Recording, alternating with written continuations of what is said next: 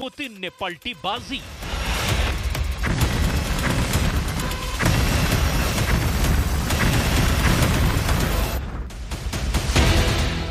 Trump के शपथ लेने के बाद से अचानक नेटो के 32 देश रूस से सटे बॉर्डर पर बेहद एक्टिव हो चुके हैं।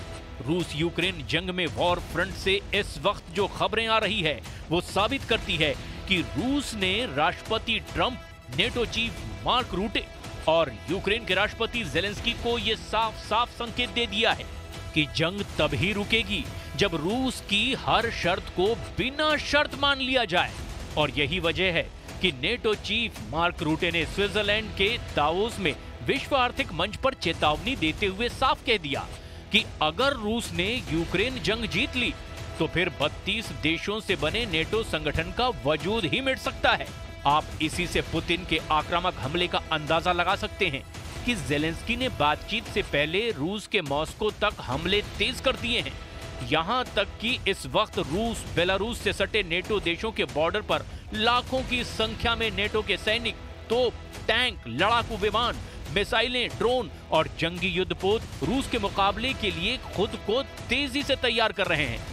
शायद ट्रंप ने भी इशारा कर दिया है कि पुतिन अमेरिका और नेटो की शर्त पर युद्ध विराम किसी भी कीमत पर नहीं करेंगे।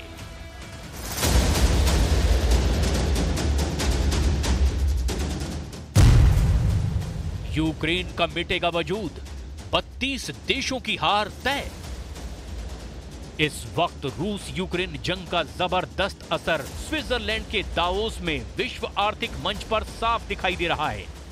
नेटो चीफ मार्क रूटे के चेहरे पर उड़ती हवाइयां साफ दिखाई दे रही है कि यूक्रेन जंग यूक्रेन और अमेरिका के साथ साथ नेटो के 32 देशों पर भारी पड़ रही है।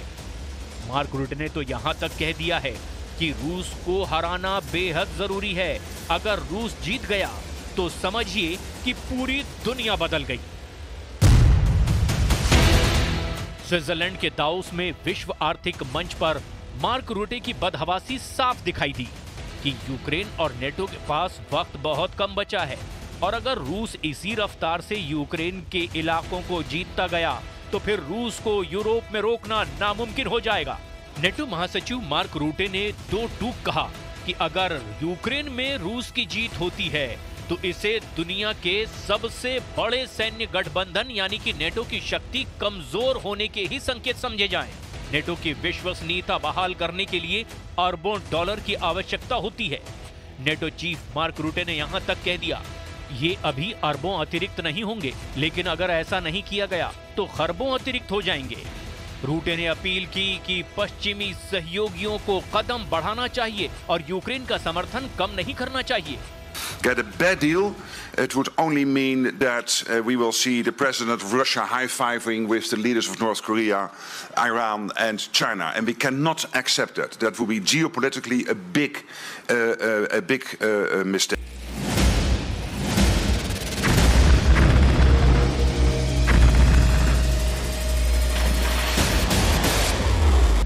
रूसी सेना ने जबरदस्त नुकसान झेलने के बाद भी यूक्रेन की सेना और नेटो के हथियारों के चीथड़े उड़ाकर रख दिए हैं। अब जो खबरें आ रही है उसके मुताबिक नेटो के 32 देशों की सेना एकजुट होकर के रूस, बेलारूस और यूक्रेन के बॉर्डर से सटे नेटो देशों में जमा होने लगी हैं।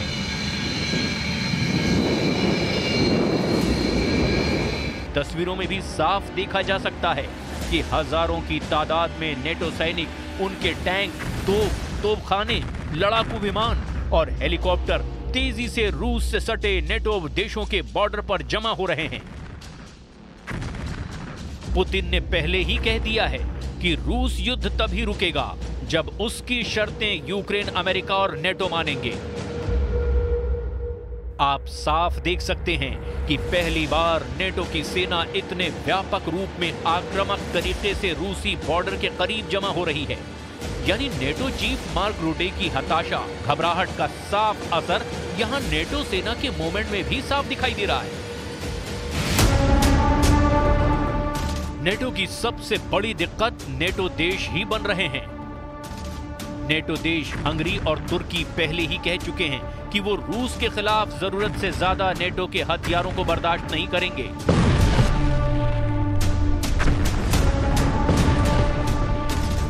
यहां तक कि नेटो देश लिथुआनिया के रक्षा मंत्री लॉरिनास कासिनुयास ने भी साफ कह दिया है कि रूस को कमजोर समझना यूक्रेन, अमेरिका और नेटो की सबसे बड़ी भूल साबित होगी।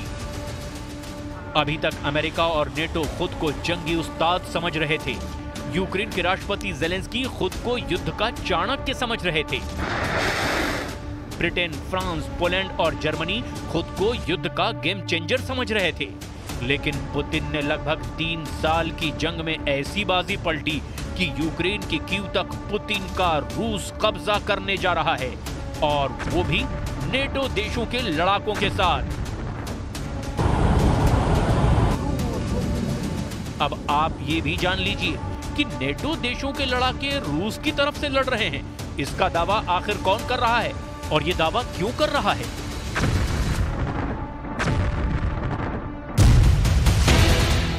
नेटो देश लिथुआनिया की तरफ से दावा किया गया कि इस वक्त लिथुआनिया के सैकड़ों लड़ाके रूस की तरफ से यूक्रेन पर हमला कर रहे हैं। खुद लिथुआनिया के रक्षा मंत्री लॉरिनास कासियुनास इसका खुल्ला इजहार कर रहे हैं। लॉरिनास कासियुनास का दावा है कि उनके देश लिथुआनिया के नागरिक रूस की तरफ से जंग कर रहे हैं। लिथुआनिया के रक्षा मंत्री लॉरिनास कासियुनास ने अपने नागरिकों को चेतावनी देते हुए कहा है कि रूस का जंग में साथ देने वाले लिथुआनियाई को मुकदमे का सामना करना पड़ेगा और मुकदमा चलाकर उसे बेहद सख्त सजा दी जाएगी।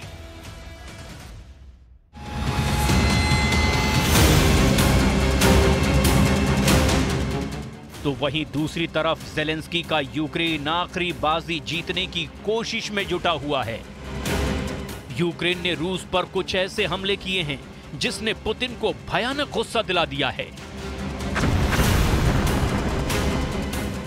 ये तस्वीर रूस के रियाजान क्षेत्र में एक तेल रिफाइनरी की है, जिस पर यूक्रेन ने दर्जन भर लंबी दूरी के ड्रोन से हमले किए हैं। यूक्रेन के ड्रोन हमले के बाद रूस की तेल रिफाइनरी में जोरदार धमाके हुए, जिससे पूरा इलाका आग की लपटों में घिर गया।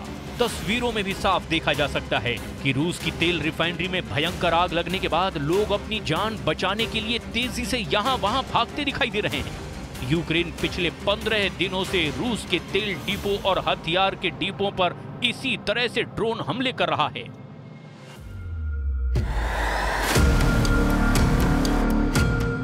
मॉस्को के दक्षिण पूर्व में रियाजान क्षेत्र में यूक्रेन हवाई हमले पर रूस पलटवार करने का दावा कर रहा है। रूस के रियाजान के गवर्नर पावेल मार्को ने कहा कि वायु रक्षा इकाइयों ने कई यूक्रेनी ड्रोन तबाह कर दिए हैं। इसके अलावा रूसी सेना ने राजधानी मॉस्को के आसपास 4 स्थानों पर यूक्रेनी ड्रोन के हमलों को रोका। मॉस्को के मेयर सर्गेई सोबियानिन ने दावा किया कि ड्रोन को राजधानी के आसपास कई स्थानों पर हमला करने से पहले ही रोक दिया गया। यूक्रेनी सेना इस वक्त रूस के कुर्स्क, ब्रांस, बेलगोरोड और रूस के कब्जे वाले क्रीमिया इलाके पर मिसाइल और ड्रोन हमले करने में जुटा हुआ है, लेकिन उसके बावजूद रूसी सेना यूक्रेन इलाकों को लगातार जीतती जा रही है।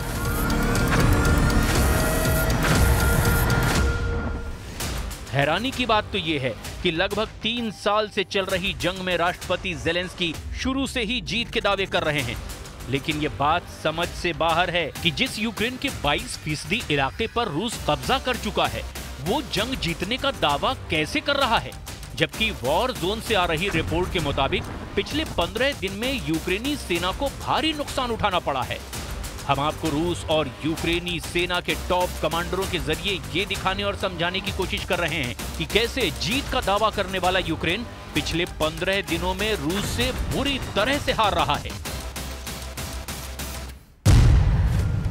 रूसी सेना का दावा है कि पिछले 15 दिनों में यूक्रेन की कम से कम 450 यूनिट तबाह की जा चुकी है, जबकि पिछले 15 दिनों में ही यूक्रेन को जमीन और आसमान में भारी नुकसान हुआ है।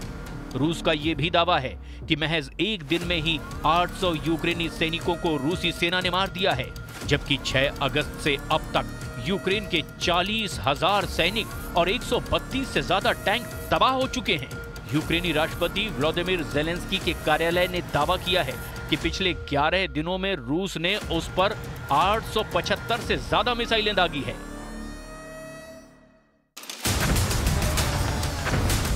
कुल मिलाकर रूस ने अब जंग को उस दौर में पहुंचा दिया है जहां ज़ेलेंस्की, ट्रंप और नेटो चीफ मार्क रूटे को पुतिन की हर शर्त मानना ही पड़ेगा। अगर नहीं मानेंगे तो यूक्रेन के साथ साथ अमेरिका, नेटो के 32 देश भी रूस के साथ जंग में तबाह हो जाएंगे।